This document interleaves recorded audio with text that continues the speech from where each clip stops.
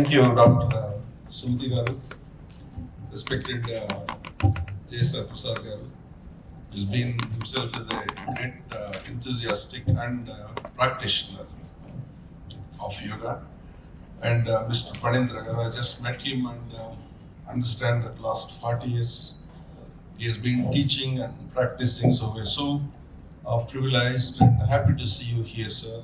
Come and tell us about your experience in yoga. First of all, at the outset, good afternoon, and I really appreciate Dr. Sumati for taking initiation to have a gathering like this and talk about integrating yoga with modern healthcare, a holistic approach.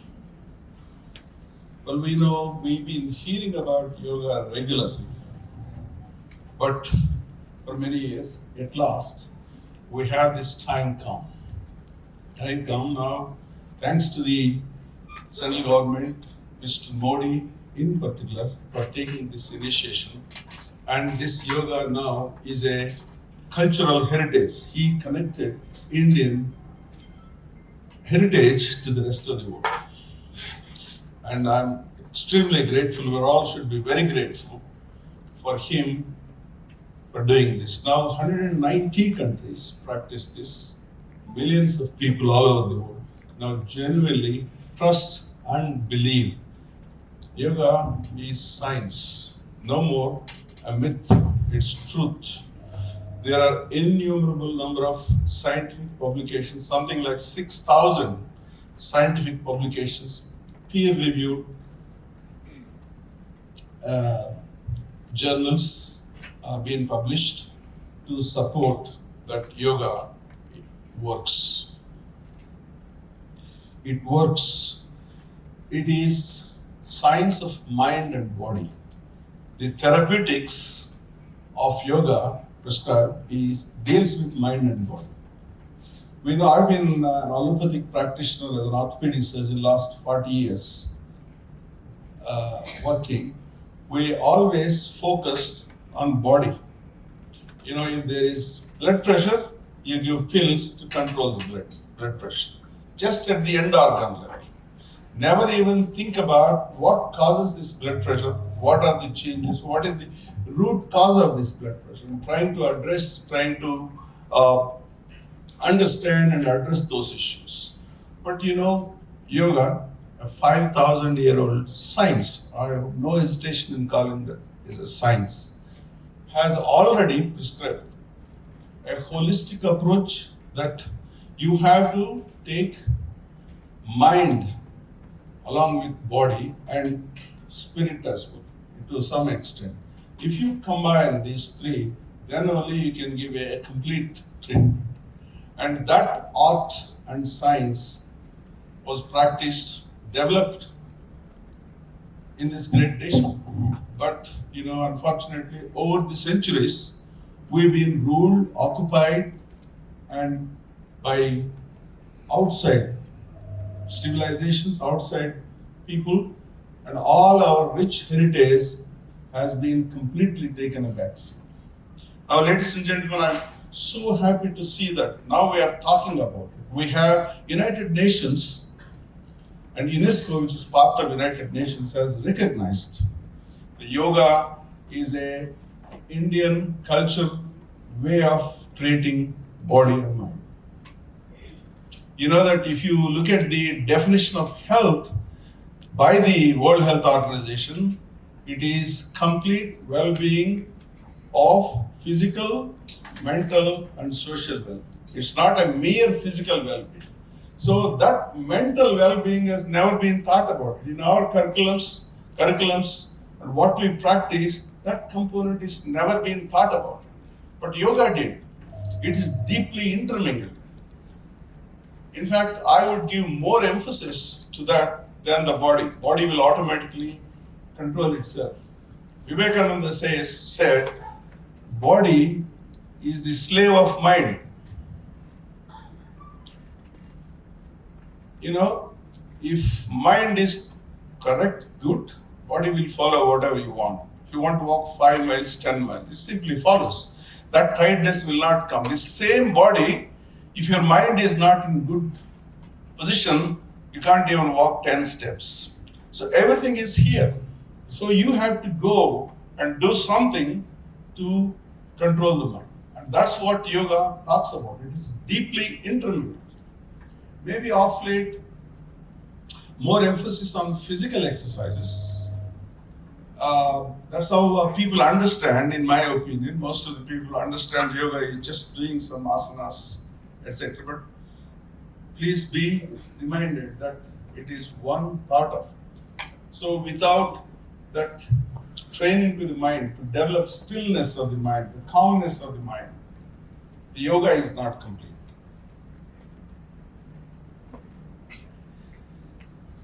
That art, 5,000 years ago, while rest of the world was still in caves, hunting animals for food, in this country, we were so ahead. All that, it's mentioned in Ayurveda. The practices of yoga, all the ancient texts, very well described. What happened to that? We're just beginning to go and unleash all that great knowledge. Now, I'm very glad to say India is coming up in terms of our economic status is improving. People are beginning to recognize India as a country or a force to reckon with. In 1982, I went to England. So where, you can see that, a person coming from poorest of the poor country, how the outside world remembered India, that beggars and snake charmers. That was the picture, right? It is changing now. It is changing. We are something significant. Along with our wealth and prosperity, it is our duty to protect and support our rich cultural heritage. And yoga stands first, and the whole world recognized it. That's why this is some kind of, our Prime Minister has taken this as an ambassador to connect to the rest of the world. And it really stands. Up to 17th century, when the British came in, that time Nadir Shah was the emperor, the Indian economy was 21% of the world GDP. Right? 21%, 1/5 of the world GDP was produced. And that by the time 200 years later, when they left, do you know how much it was? 0.1%. We're picking up now. That's why Y.V. Reddy, ex-Reserve Bank governor, in one meeting, he said, India, the topic was India emerging economy. He said, sorry, India is not emerging economy, India is re-emerging economy. So if you look at some of those rich nations, as they become prosper, they become more adherent to their old culture. Small nations like Holland, Korea, Japan, no matter when you go out, you will be like anybody else. But when you come home, you are so adherent to your old heritage, culture, language. So many things are built into that. If you lose your culture and heritage and language, you have nothing. You lost everything. So please tell your children, let them go and conquer the world, but always remember the heritage, and you will be respected for it. It's not an insult. Lord Macaulay was one great British MP. He came, he visited India, and he reported that it was in 17th century, I did not see any poverty, rich cultural heritage, and he went to British Parliament and gave this talk. Unless we destroy culture, our education system. We cannot impose English. Without imposing English, we cannot rule her. And that's what been done. If you look at, okay, whatever they've done, I'm a great proponent of British system, great proponent of, the great culture and civilization and discipline, etc., etc. But what they have done, $40 trillion, present equivalent, have been taken away from this country. And that's nothing compared to the culture and the heritage, the legacy what they've left behind. Please understand that. So yoga, ladies and gentlemen, is coming. I really want to thank our Prime Minister on this occasion for taking this Ayush mission and trying to integrate and bring out all those ancient knowledge back into limelight. Now, there are still people, doctors, many doctors still think that yoga, does it really work in health? Does it really help? Well, as I said, 6,000 scientific papers being published. A meta-analysis of various studies concluded that yoga and its practices have tremendous influence at the higher level. It works on the autonomous nervous system, sympathetic and parasympathetic. Some of the doctors, we don't have any control on our autonomic system. We have two nervous systems. One is the voluntary nervous system. If I want to bend my elbow, I can do that. If I want to control my heart rate, I can do that. If I want to control my blood pressure, that's autonomous nervous system, where I have no control. Yoga practices, they proved that have influence on autonomic nervous system. And again, it's two types, sympathetic and parasympathetic. Sympathetic is the bad one. If you have a sympathetic overactivity, your blood pressure rises, your anxiety becomes more, pulse rate goes up. Parasympathetic is a good one when you're calm, relaxed, and better health. So they have proved that parasympathetic nervous system is activated, regenerated with yoga. They also found out, we know now, beginning to understand, because even today, our understanding about brain is still very limited. It is such a complex system. I would say it is a chemical factory. All sorts of bad chemicals are released in the brain. We now know hypertension is caused because of factors in the brain. It is the brain that controls the hypertension. You try to give a medicine which will go and work on the blood vessels, blocking those smooth muscle contraction so that blood pressure is less. It only works very little until that point. We know that anxiety causes blood pressure. Many of you, senior enough, may know. Gumadi, most of the movies, Gumadi hears this bad news and then suddenly he gets chest pain. So it is the brain that is controlled. And the same brain produces all sorts of endorphins. We know dopamine, which is a pleasure substance. They have proved now, if you have good, you won something, you have succeeded something, it's the dopamine that's produced. We also know that serotonin, which is very a balancing kind of product.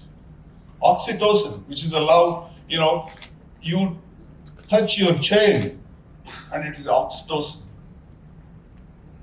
that is produced and gives you this good feeling. There are lots of endorphins being released, we still nowhere near. All these are influenced in the brain. So you have a self-healing system inside, built in. Only thing is you have to go and activate that.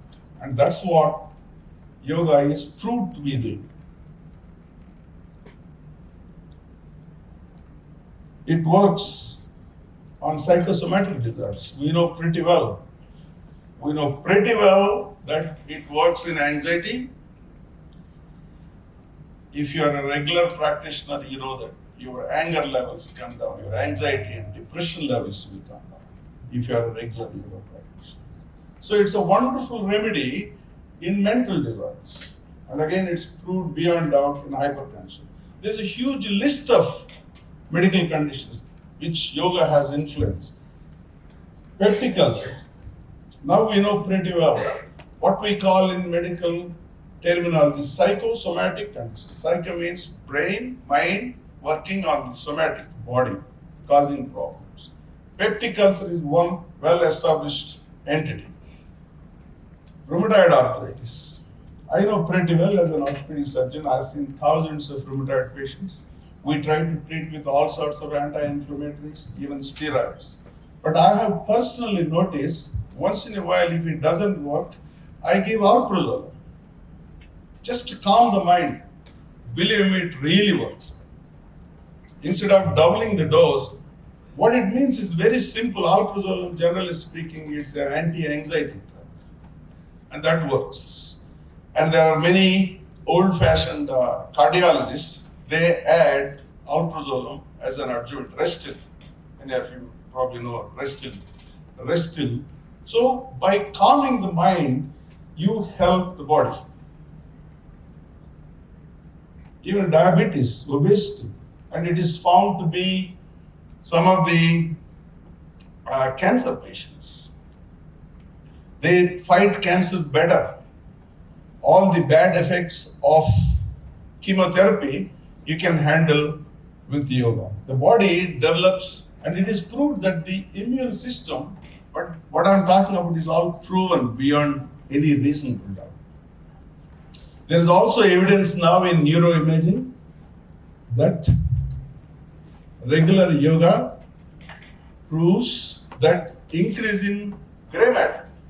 Isn't it wonderful? Gray matter, that's where all the higher intellectual functions, the memory, etc. They have proved with imaging. This evidence-based. It's not something an anecdotal kind of.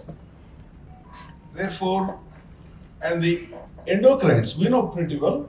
You have hypothalamic, pituitary, adrenal and axis. All the medical doctors here know that's how the whole system works. Most of the endocrinal axis.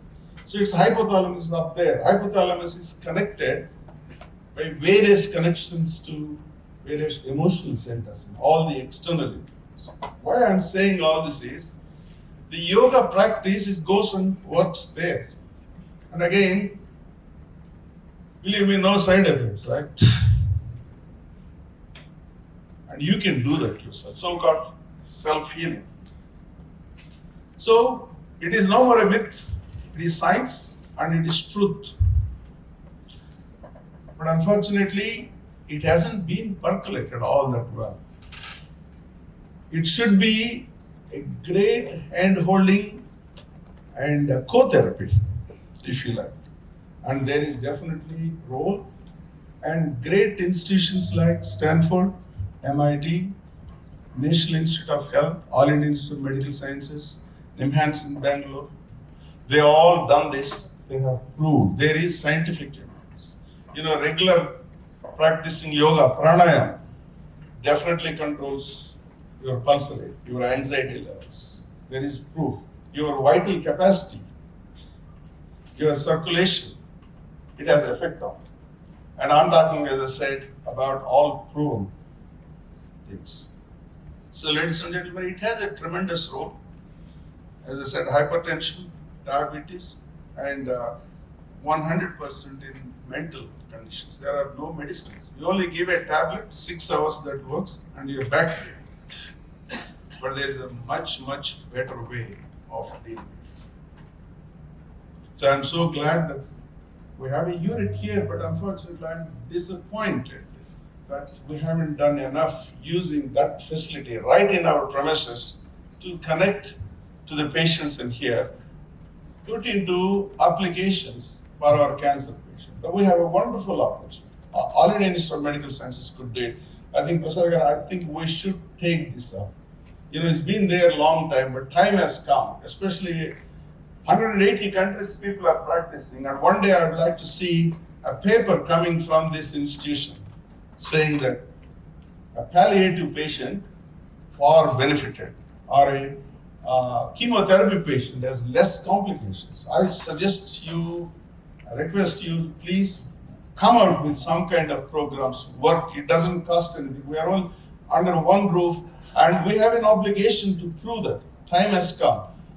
I 100% sincerely believe that. Yes, of course, it relaxes muscles and flexibility. But the yoga, what we general public talk about, is completely different than yoga what I have in mind. The yoga, what ideally should be a comprehensive yoga, not just a mere physical exercise. That has a very limited effect. If you read Patanjali's yoga, it's Ashtanga yoga. It has got 8 parts. Yamam, Nemam, Asanam, Pranayam, Pratyahara, Dharana, Dhyanam and Samadhi. So in an ascending fashion, you have to have that.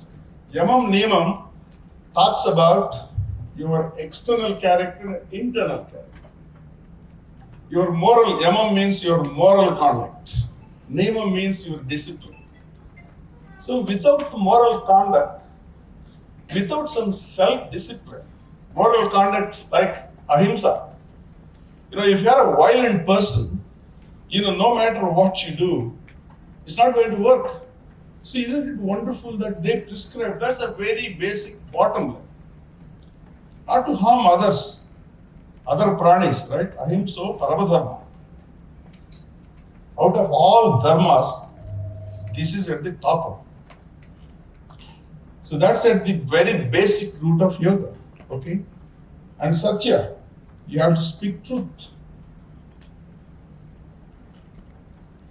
So I would really go into those things. I request all those yoga teachers, please don't go into this. Some amount of moral character is extremely important. And then not to steal, the third one, right? Brahmacharya. Don't resort to all sorts of those sexual activities. And then containment, right? Try to be happy with what you have. Isn't it a wonderful thing? What else you need for your mind, right? If you have those desires coming one after the other, no matter, nothing will satisfy. You're always an unhappy man. Desires, if you fulfill one desire, another desire will come.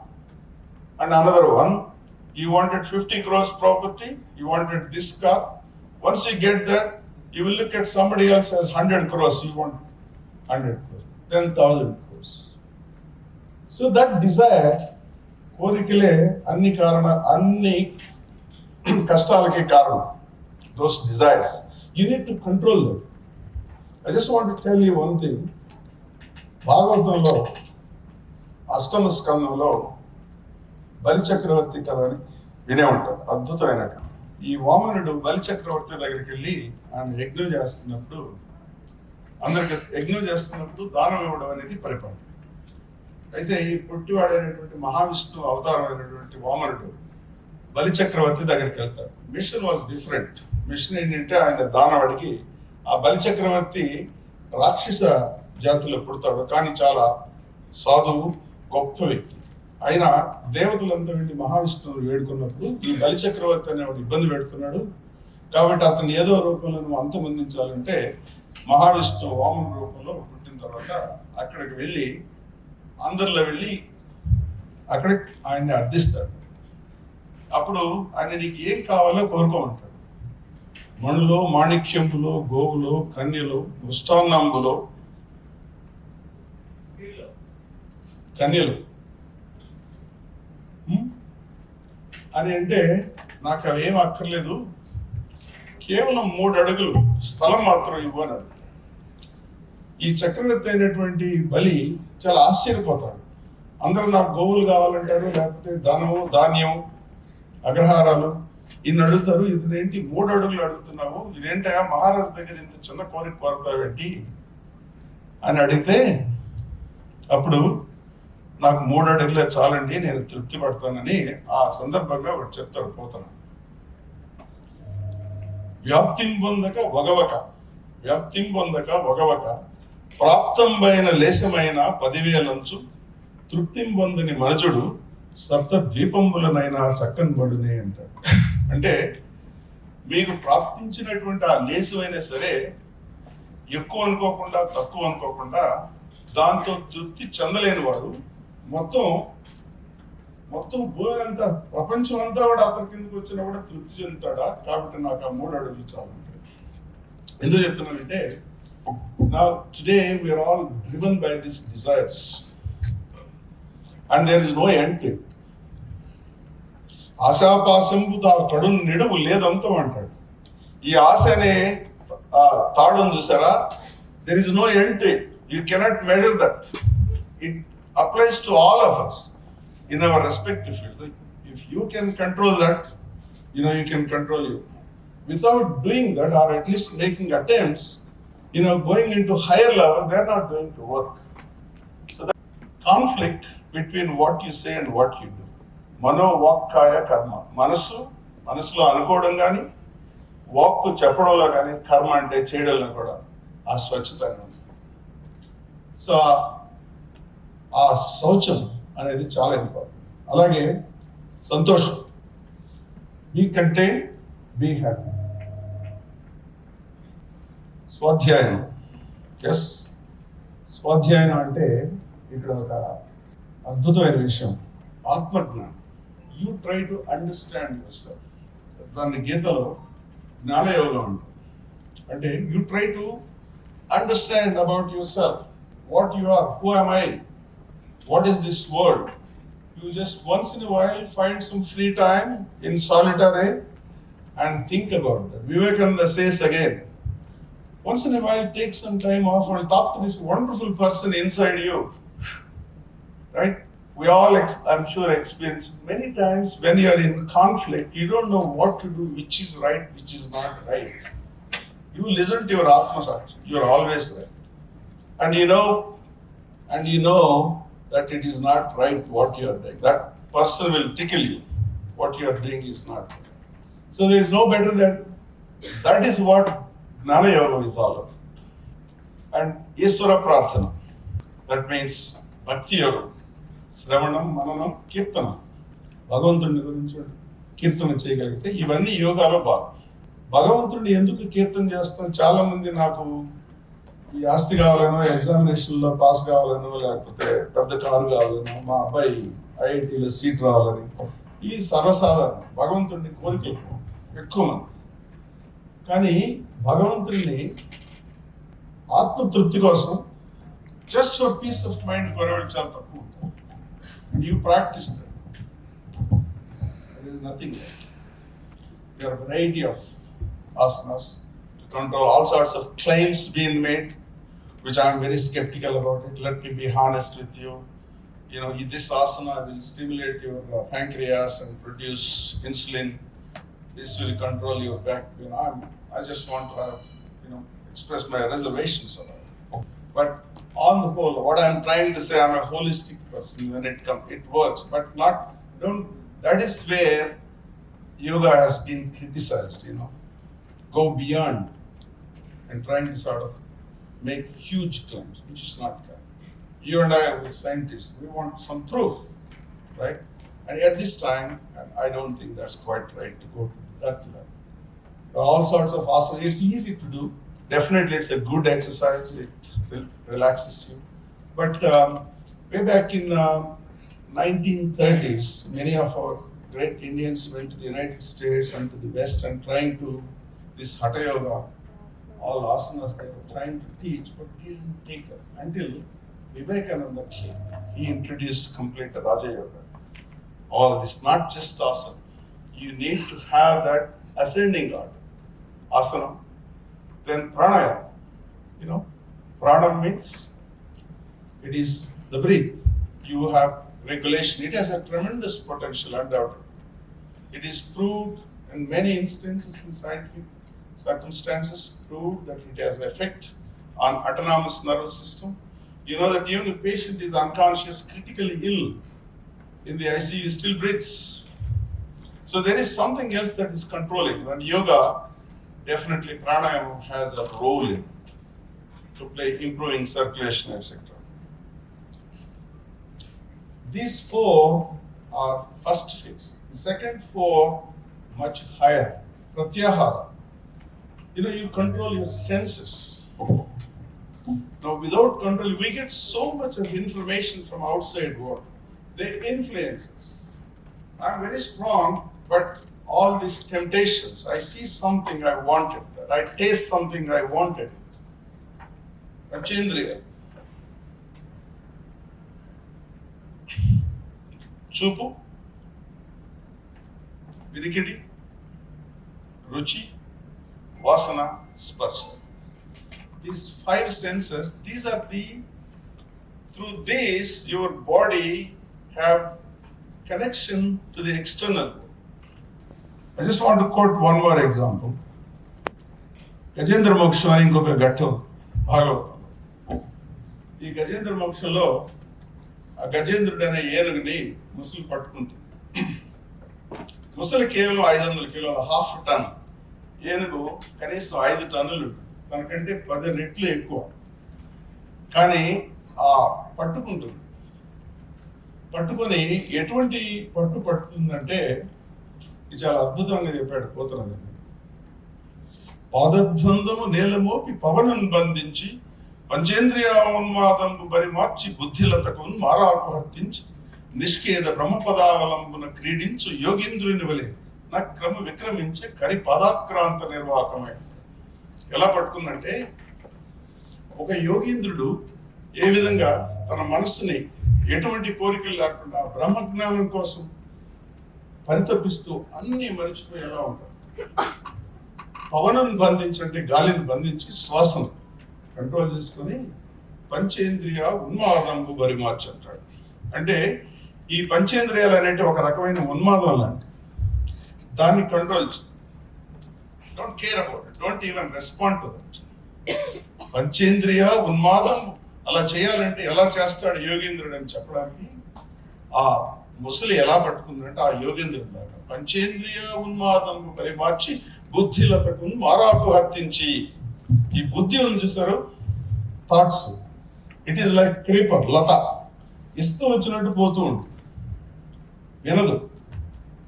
దాన్ని control చేయాలి. అందుకని దాన్ని మనిషి చాలా మంచివాడు అండి, బుద్ధే మంచిది కాదు అంటారు. బికాస్ బుద్ధి వెర్రితలలు వేస్తుంటుంది అప్పుడప్పుడు. You don't know what is going to do. This person otherwise a good person, but ఈ డిడ్ దిస్ బ్యాడ్. దాన్ని కంట్రోల్ చేయాలి. కంట్రోల్ చేసి ఏ విధంగా ఆ బ్రహ్మ పదావలంబనం క్రీడించి యోగీంద్రుని వలె నక్రము అంటే ఆ ముసలి కరి పాదాక్రాంత నిర్వాహకము. కరి అంటే ఏనుగు, ఆ ఏనుగును పట్టుకుందండి. ఇది అంటే ఒక కార్యాన్ని, గొప్ప కార్యాన్ని సాధించాలంటే ఎటువంటి లక్షణాలు ఉండాలని చెప్పడానికి గజేంద్ర మోక్షంలో ఒక ఉదాహరణ. సో ప్రత్యాహార అనేది number 4th stage. So you have to have that. Next stage ధారణ. ఈ ధారణ లేకుండా నెక్స్ట్ స్టేజ్ అయినటువంటి ధ్యానం. ధారణ అంటే మన మనస్సు, మైండ్ ఒక ఎనీ ఆర్టికల్ మీద అదే విధంగా కాన్సన్ట్రేట్ చేయడానికి. పక్కకి వెళ్ళినా మళ్ళీ పట్టుకొని వచ్చి దాని మీద వేయాలి. సో దే ఆర్ 2 డిఫరెంట్ ధారణ. But if you go to next stage ధ్యానంలో you and the object become one, and it is extremely difficult, but that is called meditation, dhyana. So this is a higher stage as you go up, and of course the ultimate stage is samadhi, where you and the universe becomes one. You don't feel that you are anyway anything different. To reach that stage, Vivekananda says you don't have to go to Himalayas to do that. You can do that right here, practice. That universal consciousness, your consciousness merges with the universal consciousness. What is this universal consciousness, individual consciousness? What is this consciousness on a day? Give me just 2 minutes. I just want to share my thoughts on it. Today, we know with all our great scientific knowledge that we have this universe, right? We have the matter. The matter in the form of atoms. Atoms joined together, they become molecules, and molecules form various objects, be it wood, computer, human being, X, Y, Z. The entire world is composed of atoms. The world, when I say, if you look at Earth, Like the Earth, we have 9 planets, and these 9 planets orbit around Sun, which is called one solar system. And Sun is 30,000 times bigger in terms of mass of the Earth. And this is one star. And like this, several stars form a galaxy. Our galaxy called Milky Way.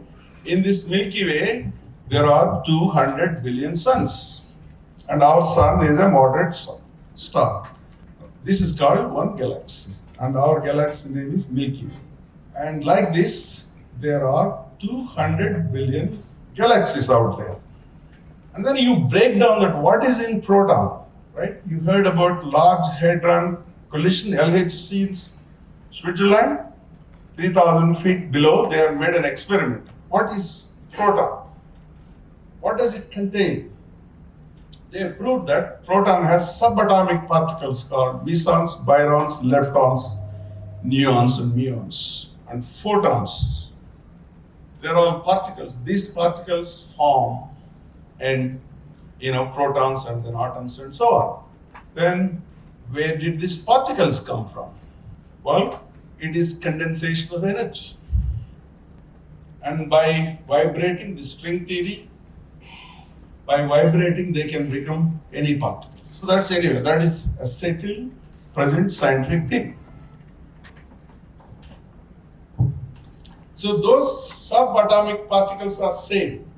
Where did they come from? Energy. Now Einstein has proved energy is equivalent to matter. E is equal to mc square. E means energy is equivalent to matter times speed of light, 186,000 miles per second square. So therefore, when you can convert matter into energy, vice versa is also possible. So the whole universe is energy. That's what we're talking about here. Right? We come back to that universe is energy. Chaitanya. What is the thing that makes these atoms to move around, electrons to orbit around? We don't know. But our people have already made attempts to explain that. If you look at Advaita Siddhanta, the universe and you are the same. There is no difference. If you can just think the atoms, molecules in your body, the protons, neutrons, electrons, they're all same protons, electrons everywhere. And that Chaitanya, that consciousness is the one that makes you to move around. So in Advaita Siddhanta, because the Hindu philosophy is governed by 6 ideas called Shat Darshan. Out of that, this Advaita is the most popular. Yogam, Sankhya, interpretation of the Vedanta, the Upanishads, the knowledge different people read and perceived differently. And out of that, the most widely accepted Vedanta is Advaita, proposed by Shankaracharya. That means you and universe no different. Only thing is you need to understand. You understand that by jnana, the wisdom. He simply says, simple, very ordinary example.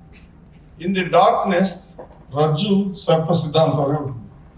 In the darkness, you see there is a rope. You think that it's a snake. You go there with a torchlight and see that it's only a rope. To understand that it is not rope, it's not snake, it is rope, you need that light, which is called jnana. So that's what, when I talked about earlier, swadhyaya, that is jnana, try to understand. Anyway, I think we're drifting away from whatever we're talking about. Ladies and gentlemen, it's a wonderful idea that Smriti Garu, I think an institute like us must take up some of these activities and prove to the whole world. Now, NMC is also trying to introduce yoga into medical curriculum. Ayush has already introduced that. It's high time, not only for treating patients, for you to understand, to become a better person. Very soon it will come. At this time, it's optional, but some schools in the United Kingdom, UK, they have already introduced in schools yoga as a subject. You can understand. Now, they wouldn't have done it without any proof. And this can be applicable especially in prisons, offices, schools, apart from hospitals. Hospital is one important aspect.